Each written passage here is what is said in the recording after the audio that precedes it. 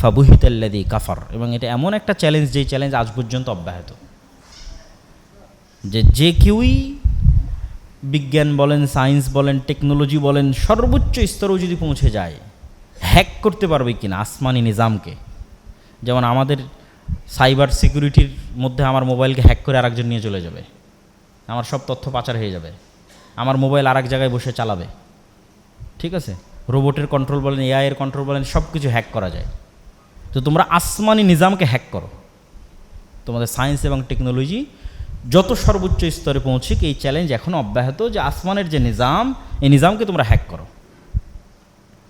Hack করে সূর্য এবং চন্দ্র যেভাবে চলতেছে এদের চলার পথকে চেঞ্জ করে দাও, যদি সম্ভব হয়। যদি না পারো, তাহলে এই চলাকে যিনি নিয়ন্ত্রণ করতেছে তাকেই মেনে নিতে হবে। এগুলোই হচ্ছে ইব্রাহিম আলাইহিসসালাতু ওয়াসসালামের দাওয়াতের স্ট্র্যাটেজি এবং থিওরি। যখন পিতার সাথে শত্রুতা, জনগণের সাথে শত্রুতা, বাদশার সাথে শত্রুতা, একটার পর আরেকটা ঘটতে থেকেছে। উনি সত্য পেয়েছে, প্রথমে পিতাকে দাওয়াত দিয়েছে, জনগণকে দাওয়াত দিয়েছে, ওখান থেকে বাদশার কাছে গেছে। সবাই যখন শত্রু হয়ে গেছে, তখন ওনার আর বাঁচার কোনো রাস্তা নেই।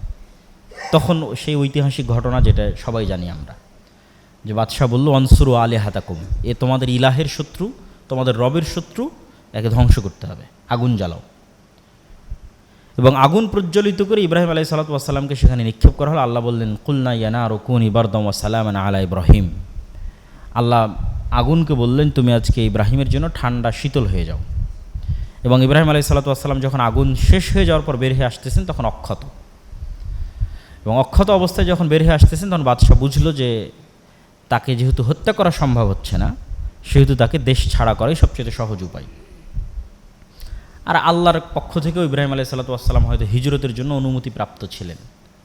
সকল নবী এবং দায়ীর জীবনে হিজরত একটা পার্ট।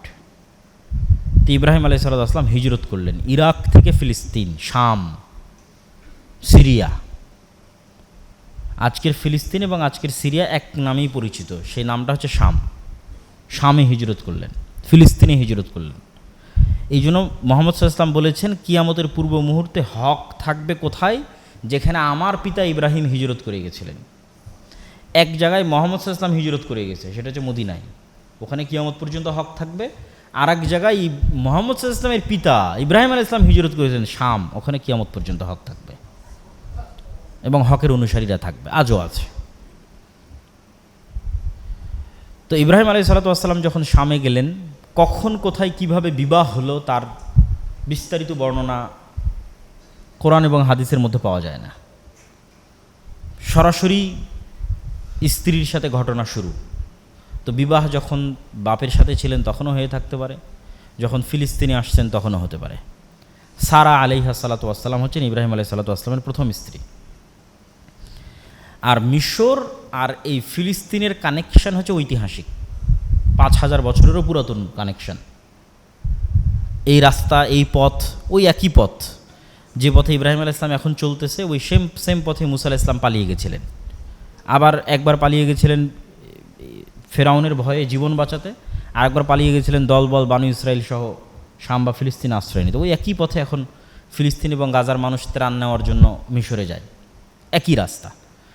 ওই একই রাস্তায় ইব্রাহিম আলাইহিসসালাতু ওয়াসসালাম হয়তো ফিলিস্তিনে কোনো দুর্ভিক্ষের কারণে খাদ্য সংগ্রহের আশায় মিশর যাচ্ছিলেন। যেই ঘটনা সহিহ বুখারীতে এসেছে যে জালেম বাদশাহ, নারীদের প্রতি তার ছিল লোলুপ দৃষ্টি। আর বুখারীর ইবারত অনুযায়ী সারা আলাইহিসসালাতু ওয়াসসালাম ছিলেন তৎকালীন বিশ্বের সবচেয়ে সুন্দরী নারী। কিছু কিছু মুফাসসির লিখেছেন, হাওয়া আলাইহিসসালাতু ওয়াসসালামের পরে কিয়ামত পর্যন্ত এত সুন্দরী নারী আর আসেনি অথবা আসবে না, সারা আলাইহিসসালাতু ওয়াসসালাম যত সুন্দর ছিলেন। তো যখন জালেম বাদশার দৃষ্টি তার দিকে পড়ল, লম্বা ঘটনা, তিনি জালেম বাদশার কাছে গেলেন, তার কাছে সময় চাইলেন সালাত এবং অজুর।